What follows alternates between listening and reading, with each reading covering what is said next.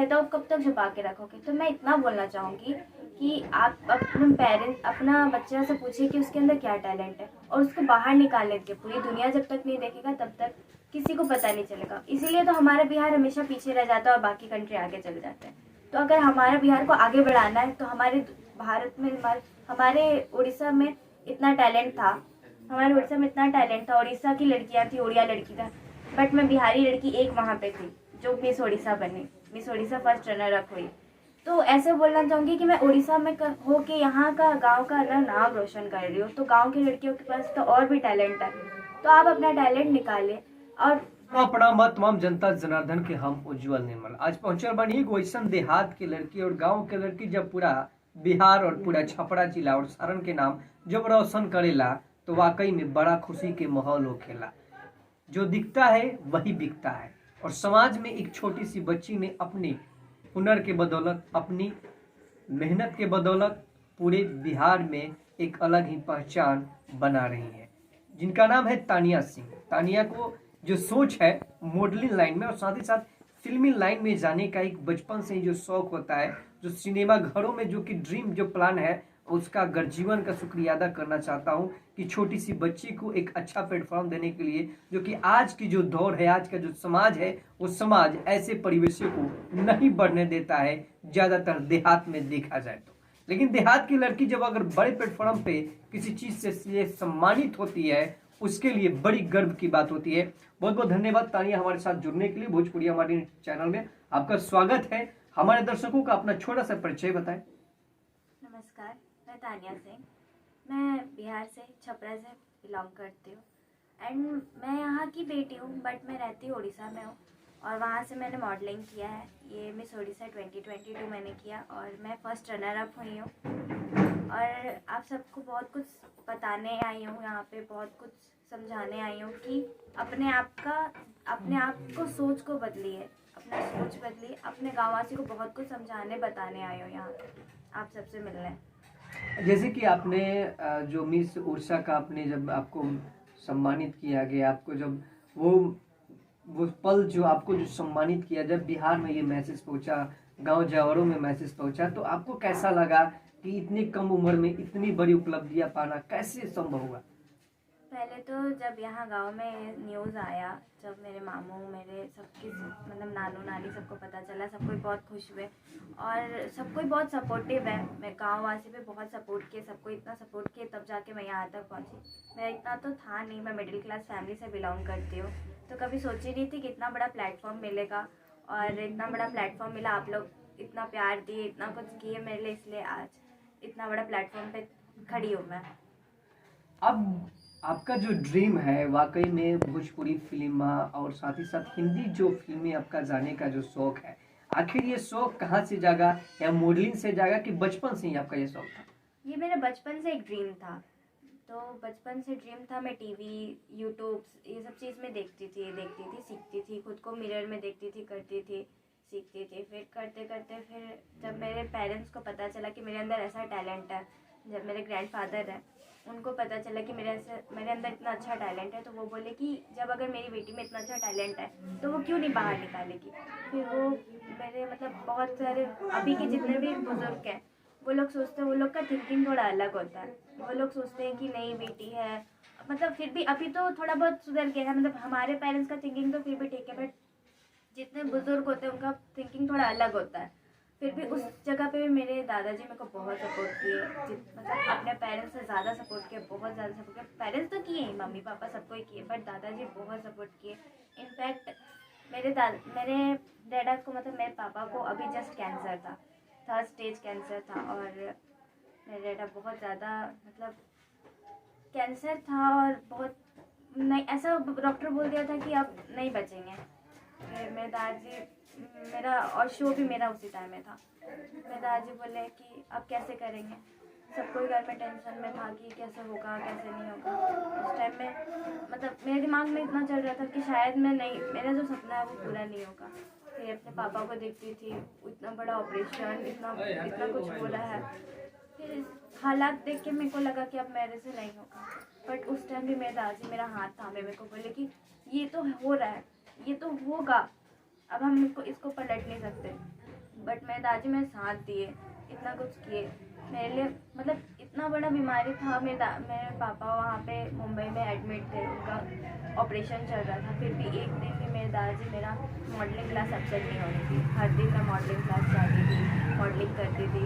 In fact जब इतना बड़ा चीज़ हुआ, घर में सब कोई टेंशन में, सब कोई बहुत रो रहे थे, तो मेरे दादाजी बोले कि अगर तुमको लगता है कि तुमको करना है, तो अगर तुम सच में चाहती हो कि तुम्हारे पापा ठीक हो जाए या फिर तुम्हारे पापा तुम्हारे साथ रहे, तो तुम्हारा जो सपना है उसको पूरा करो।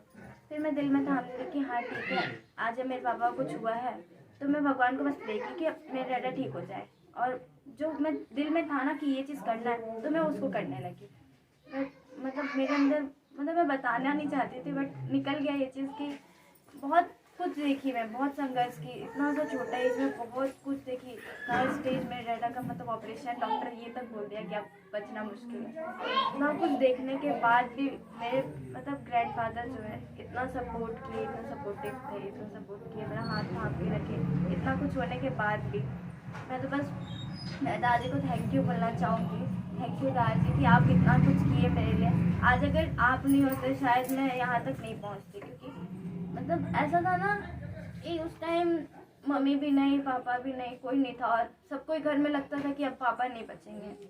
और थर्ड स्टेज मतलब डॉक्टर पूरा डी एंड बोल दिया था। बट भगवान का, माता रानी का कृपा से, छठी माँ कृपा से वो वापस आ गए। अभी मेरे डैडा ठीक है, बट जब मेरे डैडा को पता चला कि मैं मिस ओडिशा हो चुकी हूँ, तो वो बहुत खुश हुए थे। वो यहाँ थे नहीं, वो वहाँ मुंबई में थे, उनका ऑपरेशन चल रहा था। इतना दुख के घड़ी में जब गर्जीवन जो कि कदम से कदम जो हाथ मिलाकर कदम से कदम जिसको चलने का सिखाया है, उस दुख घड़ी में कोई अगर हॉस्पिटल में किसी का घर का परिजन जब पड़ जाता है, तो वाकई में वो मिशन, वो कामयाबी लगता है कि अब मेरे लिए कामयाबी नहीं रहा, मेरे लिए ये मुकाम नहीं रहा। वो दर्द तानिया ने क्या झेला होगा वो आप सभी दर्शक हमारे जानते होंगे। अच्छी और खास बात आपसे जानने की कोशिश करूंगा कि बिहार की जो छवि है, आज की जो दौर है बिहार में, अपनी संस्कृति का जो छवि है, कि लोग सोचते हैं कि छोटे कपड़े से बहुत संस्कृति खराब हो रहे हैं। जो हमारी ट्रेडिशनल है, जो हमारा स्वभाव है, जो हमारी देहात की जो परंपरा है, उसको लोग गलत नजरिया से देखते हैं। इसके लिए आप अपने आने वाली जो समय की जो लड़कियां हैं, बहुत सारी इस पे कमेंटबाजी होते हैं, इसके लिए आपका क्या जवाब रहेगा?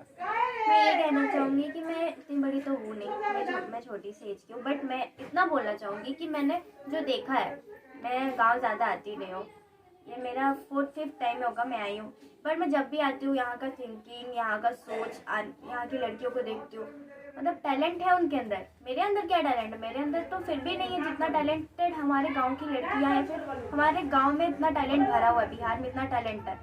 लेकिन जब तक आप टैलेंट को बाहर निकाल लेंगे नहीं, पूरी दुनिया को पता नहीं चलेगा कि आपके अंदर क्या टैलेंट है, तो फिर क्या फ़ायदा ऐसा टैलेंट का आपका। तो मतलब मेरा बोलने का यह मतलब है कि पेरेंट्स, जो बिहार के हमारे पेरेंट्स हैं, वो सोचते हैं कि लड़की छोटा कपड़ा पहनेगी या फिर बाहर जाएगी या फिर उसको छोटा छूट मिल जाएगा तो वो बिगड़ जाएगी या फिर वो हाथ से निकल जाएगी। ऐसा नहीं है, आप एक बार चांस तो देखो। आप जब तक अपने आप से चांस नहीं दोगे, वो कैसे करेगी? और अगर उसके अंदर टैलेंट है तो आप कब तक छुपा के रखोगे? तो मैं इतना बोलना चाहूँगी कि आप अपने पेरेंट्स, अपना बच्चा से पूछिए कि उसके अंदर क्या टैलेंट है और उसको बाहर निकाल लेंगे। पूरी दुनिया जब तक नहीं देखेगा तब तक किसी को पता नहीं चलेगा। इसीलिए तो हमारा बिहार हमेशा पीछे रह जाता है और बाकी कंट्री आगे चल जाते हैं। तो अगर हमारा बिहार को आगे बढ़ाना है तो हमारे भारत में, हमारे उड़ीसा में इतना टैलेंट था, उड़ीसा की लड़कियाँ थी, उड़िया लड़की का, बट मैं बिहारी लड़की एक वहाँ पे थी जो मिस ओडिशा बनी, miss Odisha first runner up हुई। तो ऐसे बोलना चाहूँगी कि मैं उड़ीसा में हो के यहाँ का गांव का नाम रोशन कर रही हूँ। तो गांव की लड़कियों के पास तो और भी टैलेंट है, तो आप अपना टैलेंट निकालें। और पेरेंट्स को बोलना चाहूँगी, एक बार चांस दे के देखिए, तो हमारा बिहार यहाँ नहीं रहेगा, हमारा बिहार भी सबसे आगे रहेगा। तानिया का जो सोच है, वाकई में बिहार को सलमान जो ड्रीम, इनका जो सोच है एक अलग ही, वाकई में लड़कियों के लिए, इस परिवेश को, समाज को बदलने के लिए एक बड़ा सोच है। और बिहार में तानिया कह रही है कि मैं जिस स्टेज पे मैंने मिस उड़ीसा का खिताब जीता, मिस उड़ीसा का मैंने एक मेडल जीता, तो वाकई में बिहार के लिए गौरव है कि बिहार का होकर भी मैंने उड़ीसा के वहाँ के लड़कियों को नहीं मिल पाया, लेकिन बिहार के लड़कियों को मिला। तो कहीं ना कहीं हमारे बिहार के लड़कियों में और बिहार के अंदर वो प्रतिभा है कि अगर गर्जियन उनके माता पिता और उस प्लेटफॉर्म को लड़कियों को फ्रीडम दे तो बड़ा हासिल कर सकती हैं, बिहार का एक अलग ही मानचित्र में बदल सकती है। जाते जाते आपसे यही पूछना एक लास्ट सवाल रहेगा कि भोजपुरी इंडस्ट्री से आप ज्यादातर लगाव रखना चाहती हैं कि हिंदी इंडस्ट्रीज में? आपका क्या रुझान रहेगा अगर आपको फिल्म इंडस्ट्रीज में आपको मौका दिया जाए, अगर आपको अच्छा एक सेलिब्रिटी के अनुसार पे, एक छोटी सी सेलिब्रिटी के अनुसार पे जो नया यूथ के जो मूवी आ रहे हैं उस टाइप के अगर आपको आइकन दिया जाए, तो आपका क्या मार्गदर्शन है? भोजपुरी के लिए काम ज्यादातर करने की कोशिश कीजिएगा कि हिंदी के लिए? ऐसा नहीं है कि भोजपुरी गलत है, भोजपुरी भी अच्छा है कि बिहार में है हम, तो हमारे बिहार में तो भोजपुरी ज़्यादा देखते हैं।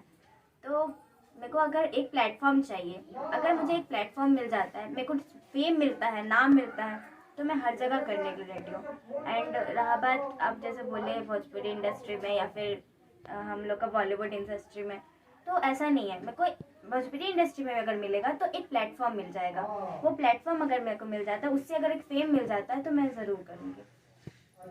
बहुत बहुत धन्यवाद तानिया हमारे साथ बात करने के लिए। लगातार आपने तानिया के विचारों को सुना और लगातार इनका यही कहना है कि भोजपुरी हो या हिंदी हो, एक अच्छा प्लेटफॉर्म मिले, मैं उस प्लेटफॉर्म के माध्यम से पूरे बिहार के एक अलग ही और पूरे राज्य के लिए एक बड़ा ही संदेश देकर मैं निखरूंगी और विकास के लिए आगे बढ़ूंगी। और इनका जो ड्रीम है, ये ड्रीम छोटा नहीं है, बड़ा ड्रीम है। माननीय मुख्यमंत्री नीतीश कुमार जी से मैं निवेदन करूंगा और यहाँ के जिला के माननीय डीएम साहब से निवेदन करूंगा, अगर इस जवार के बच्चे अगर आगे बढ़ते हैं, किसी दूसरे राज्य से अगर कोई बड़ा सम्मान लेकर आते हैं, तो इनको सम्मानित करें और इनका जिला और हमारा सारण जिला का और पूरे बिहार का नाम जो रोशन कर रही है एक छोटी सी गांव की तानिया, जो कि इनका मनोबल बढ़ाने के लिए राज्य सरकार भी और जिला लेवल की हमारे डीएम साहब भी इनको सम्मानित करें, ताकि नन्ही सी बच्चे का और मनोबल बढ़े और बिहार का नाम रोशन हो। जय हिंद, जय भारत, निर्मल किसान।